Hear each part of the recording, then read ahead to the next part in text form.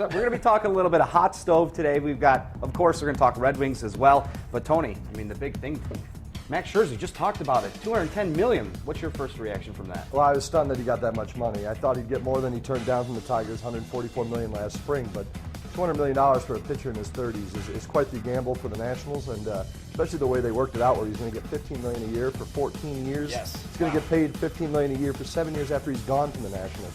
Just a crazy contract, but that's just the power of Scott Boras, his agent. Even when you think he's not going to get it done, Scott Boras always finds a way to win. Tiger Fest yesterday brought thousands of fans to Comerica Park. I mean, the excitement is getting close. 70 days is all till spring training. It's opening day. No, it's crazy. The off-season, and I tell people this all the time, the off-season in baseball, especially when you cover the Tigers, there's just no off-season. Because you go in right from the end of the season, which usually ends in October, into November, where they're starting to make moves and free agent deals and trades, and you get right into January with Tiger Fest. Lots going on yesterday at the ballpark. And before you know it, we'll be down in Lakeland. I feel like the majority of the fans are a little deflated at this time of year, which is odd because the Tigers have won the Central 4 years in a row. I mean, should there be optimism for this team? Well, I understand the fans' perspective. They have won the AL Central 4 years in a row, and I know the Tigers love to trumpet the fact that they've won the Central 4 years in a row, but they're still missing the big piece of the puzzle, the piece that Mike Ilitch wants, which is that World Championship.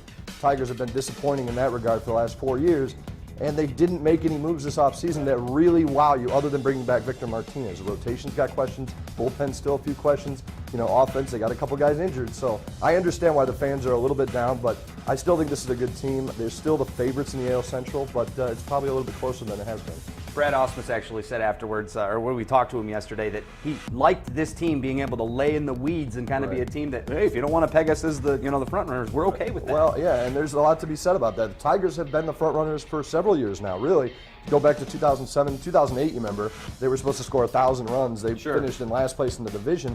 They have had problems being the front runners. They're not the front runners potentially anymore. I still think they are, but they're a little bit down close to the pack. Maybe that's the kind of thing they need. Maybe with a little less pressure, they'll do a little bit better. That is the buzzer, and that is the 2-minute drill. We've got a lot more coming up in the Suburban Ford 7 Sports Cave over the next half hour. Helene St. James is also here talking Wings. We'll send it back down to you two in the studio. Justin, 70 days. Is that That's really? it. 70. Wow. Opening day. Crazy. Crazy. Here we go. All right, thanks, Justin. No problem.